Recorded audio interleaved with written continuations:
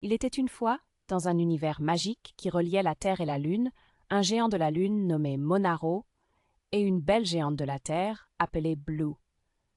Monaro, fou amoureux de Blue, avait construit un palais éclatant pour elle. Ensemble, ils avaient une fille, la princesse Printance, qui apportait joie et couleur à la Terre. Mais dites-moi, que se passe-t-il quand une princesse des saisons doit choisir entre deux royaumes?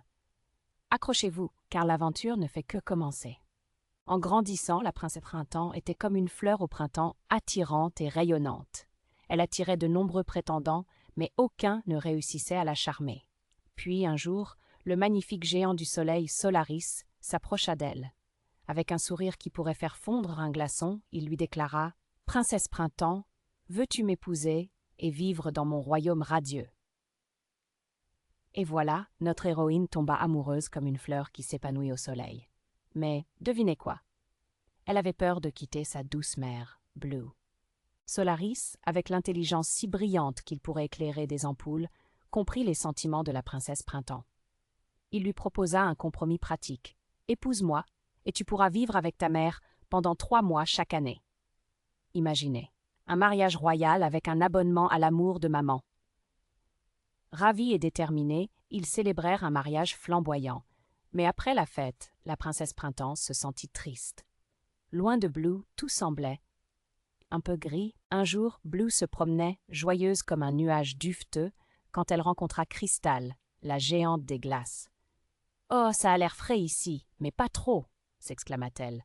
Crystal, pas du tout amicale, l'enveloppa dans un sort de glace. Et voilà, la terre perdit toute sa couleur, comme si quelqu'un avait accidentellement renversé de la peinture grise sur un chef-d'œuvre.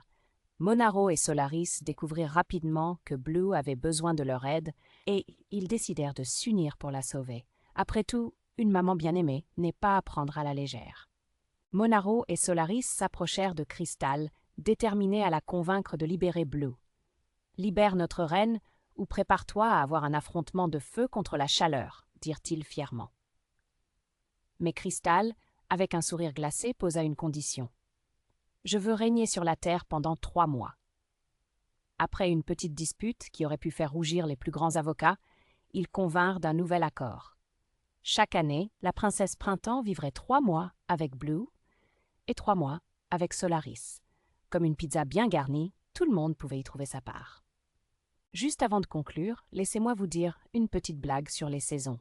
Pourquoi le printemps ne joue-t-il jamais au cache-cache? Parce qu'il a toujours peur de se faire repérer par l'été. Ah ah!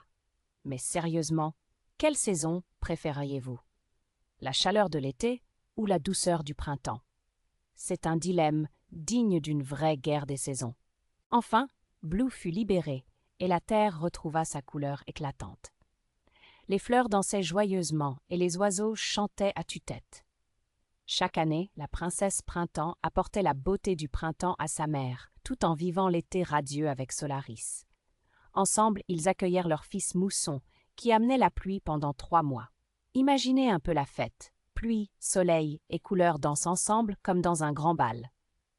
Ils prouvèrent que même dans les moments difficiles, l'amour et la collaboration permettent de surmonter tous les obstacles. Alors, si vous aimez les histoires enchantées, n'oubliez pas de vous abonner à ma chaîne pour définir encore plus de contes magiques à venir.